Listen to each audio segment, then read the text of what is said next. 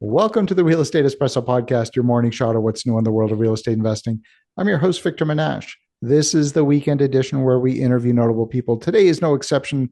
We have a great guest. He's a repeat guest. He's none other than Clayton Young. Welcome to the show. Thank you, Victor, for having me on. It's a pleasure to be here. Well, great to have you here. Now, when you and I spoke last year, you were just preparing for the Olympics, and you are now back in the US, hot on the heels of the Olympic marathon. I was following you during the race. I actually got up early in the morning to watch the race, or I guess late at night. I was watching parts of it, and I'm I don't know where to start. There's so many things that I actually want to talk to you about with respect to the race. Let's start with the lead up to the race. I know you spent some time in Paris preparing. It's a different terrain. It's very hilly, very different than the types of conditions you're probably used to running in. Take us through that journey. Yeah, going to Paris, I kind of like you said, I got to experience that back in April. Um, I have never flown international before. This was my first international trip to Europe, and so we decided to take a trip out in April to kind of check the travel checklist and to kind of get all those, I don't know, get used to jet lag and the culture and the food and just make sure that I was going to be well prepared when I returned in August for the Olympic Games. And that was an awesome experience. ASICS, my title sponsor, brought me out there with my wife, and I got to train on the course for 10 days and really get used to it. And kind of like you alluded to, the Olympic marathon course, this was the most difficult course in Olympic history when it comes to just the conditions, with it being hot and humid and also it being very, very hilly. There was over 1,400 feet of elevation gain throughout the middle 20 kilometers.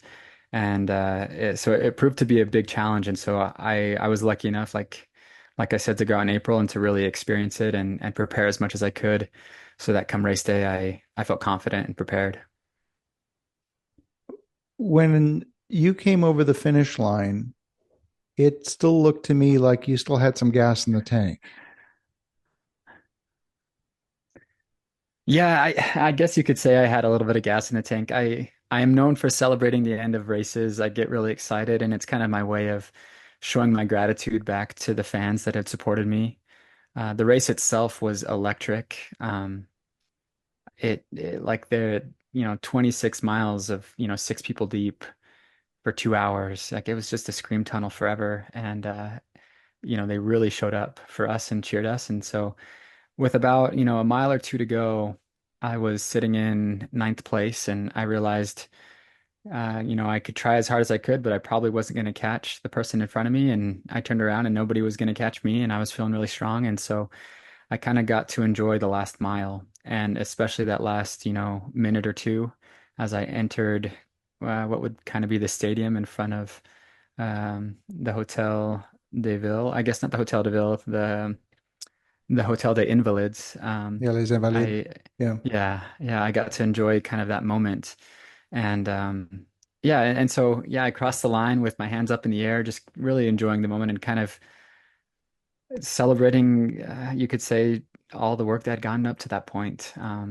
And yes, I probably could have ran maybe 30 seconds to a minute faster, but that wouldn't have changed any outcome. And I wouldn't change that moment for anything, to be honest. Now, your It's teammate it's came it's once in in a eighth lifetime. place. Correct. Yeah, my teammate Connor Mance, him and I are training partners. We've been training partners since 2017. And yeah, our relationship is pretty unique. Like, yes, we're teammates and friends, but we're also very competitive. And yeah, he was the one that was right in front of me. Um, and yeah, don't get me wrong, I would have loved to have beaten him on a good day. And but like I said, there was no way I was going to catch him. I'd kind of played it a little bit conservative and too conservative, and I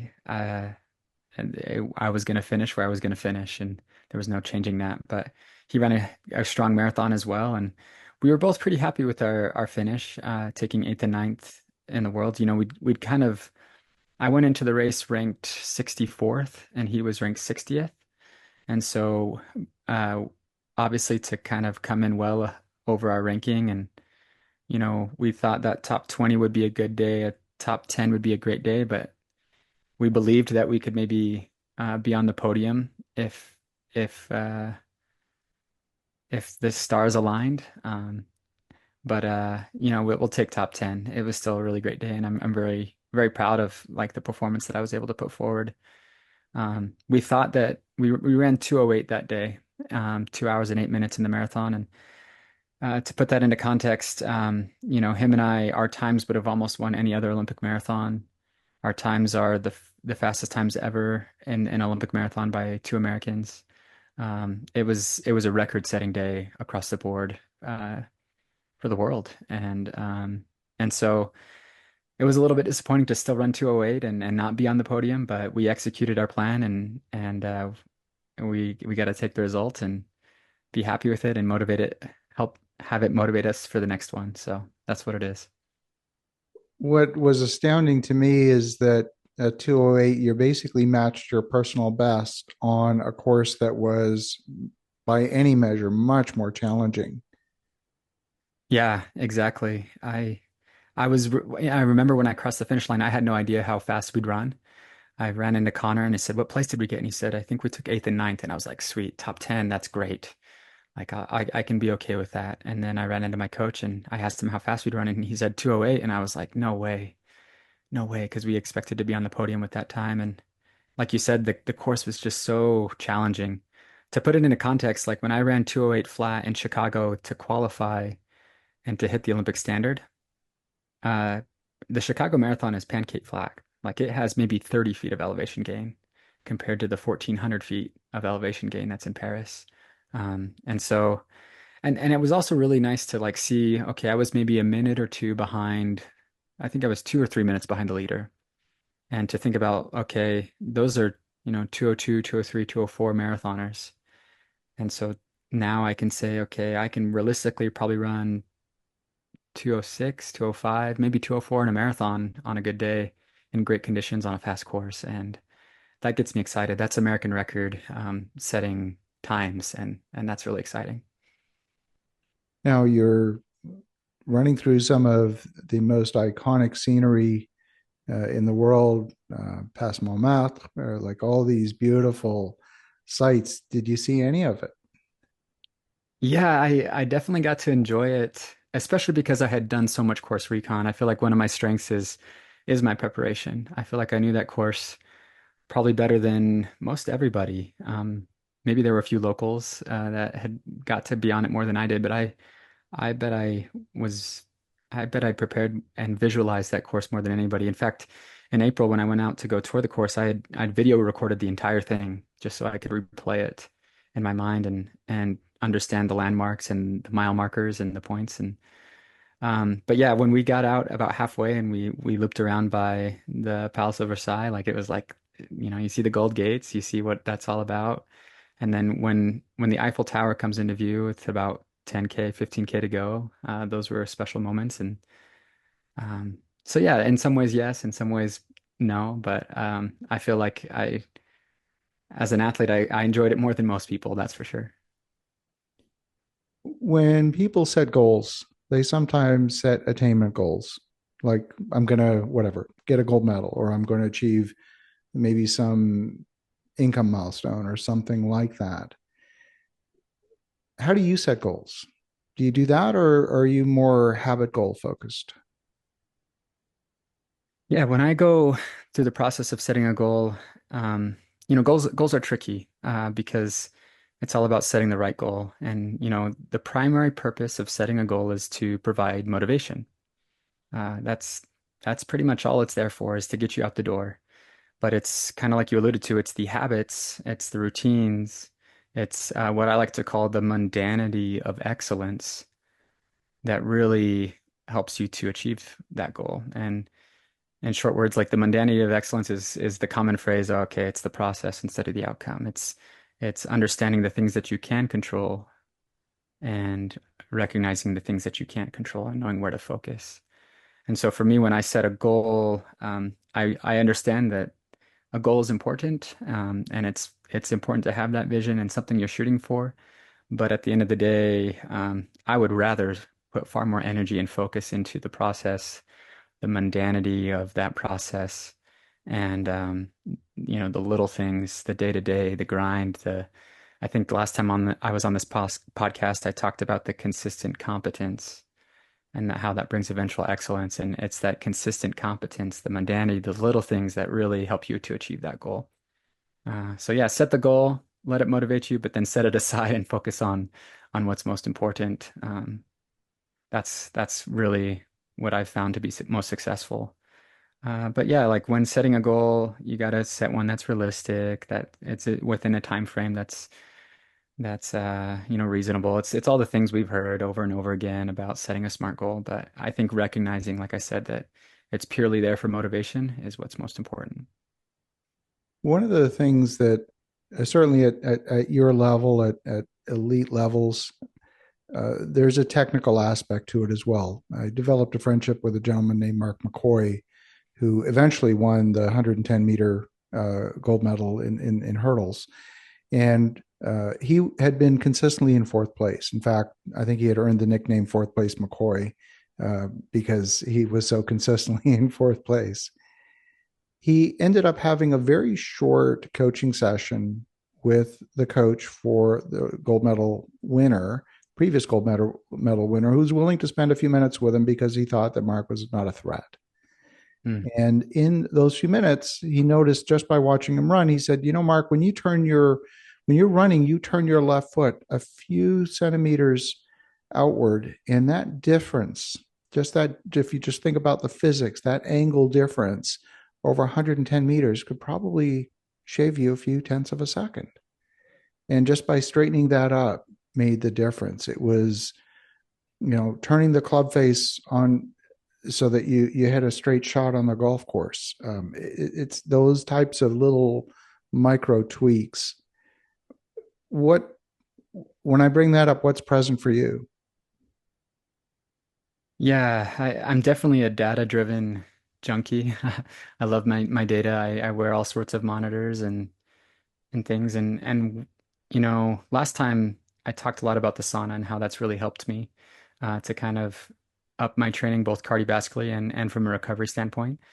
One of the things that I really focused on as well going into the Olympics, because it was such a hilly course, there was a lot of specificity of training of hill training. You can't just run flat and expect to run fast on the hills. And so I really had to learn how to learn to embrace hills. And in fact, I'm not known for being good on hills, but I kept telling myself mentally as we were going through these training sessions, these long 8 mile tempo sessions, just running up essentially these mountains here in Utah. I just kept telling myself like, I love hills, I love hills, I love hills, and changing the mentality of it. But one of the tools that I used in those hill sessions, as well as others, was a product called Stride. Stride are these accelerometers that you can put on your shoes, and they can tell you a bunch of data and essentially give you a power output. Power is one of the best forms of measuring effort. And as a runner, we typically default to running by pace and minute per mile.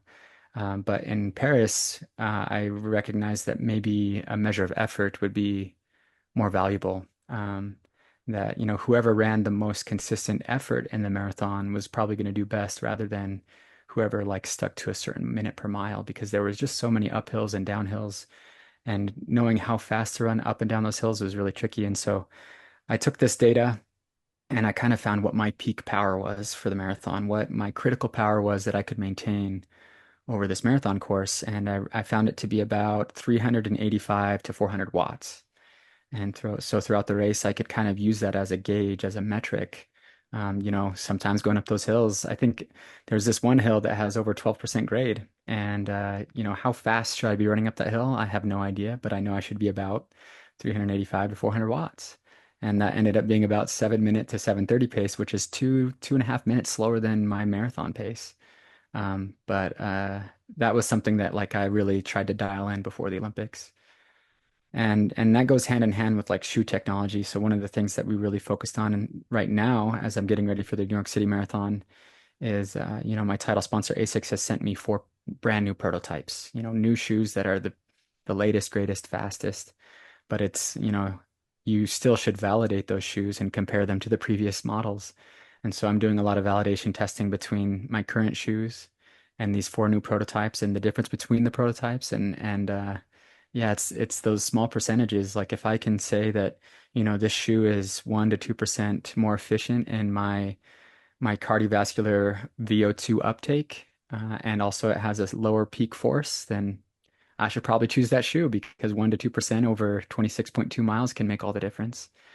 And so data, I would say is kind of like you said, that 1 or 2 degrees of Mark McCoy's foot and how that can make a difference over 110-meter hurdles. Imagine what, 1 to 2% or 1 to 2 degrees can make over 26.2 miles in a marathon. So that's what comes to my mind. I love it. Well, New York City Marathon is certainly a marathon you have to qualify for. It's a lot of elite runners from all over the world that come to that event. It's only coming up in a few weeks. And you've only had a very short time period from the Olympics to the New York City Marathon. What have you done from a training regimen point of view to prepare for that? It's definitely a balance.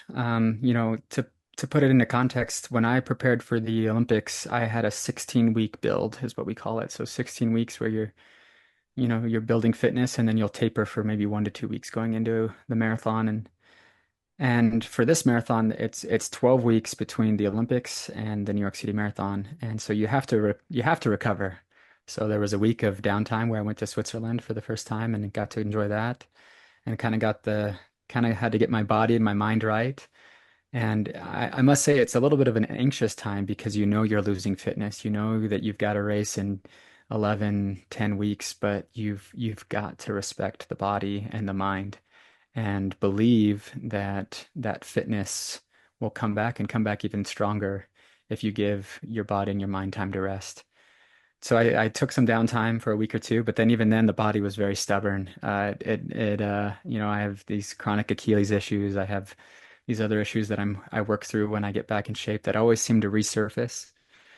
And so it was a couple weeks of that, and I got pretty sick as well.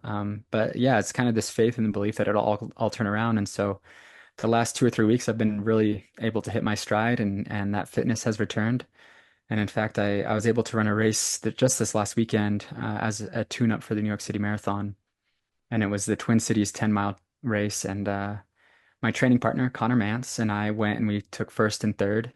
And Connor, he ran the fastest 10 miles ever on United States soil, which was pretty cool to hear.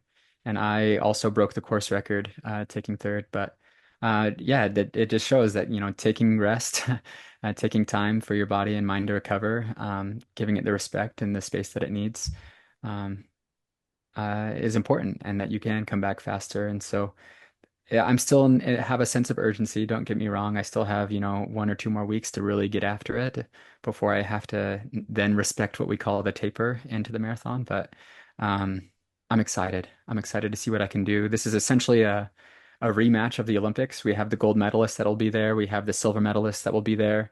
And then some other athletes, and Connor and I will be there. So you talk about at least four of the top 10 in the world will be there, and probably some others that I'm missing, to be honest. So it's extremely competitive, and I'm excited. The good news, I should say this. The good news is I've already had a phenomenal year. I've qualified for my first Olympic team. I've been able to do what I did at the Olympics. So at this point, running 3 marathons in a year is a lot to ask for your body.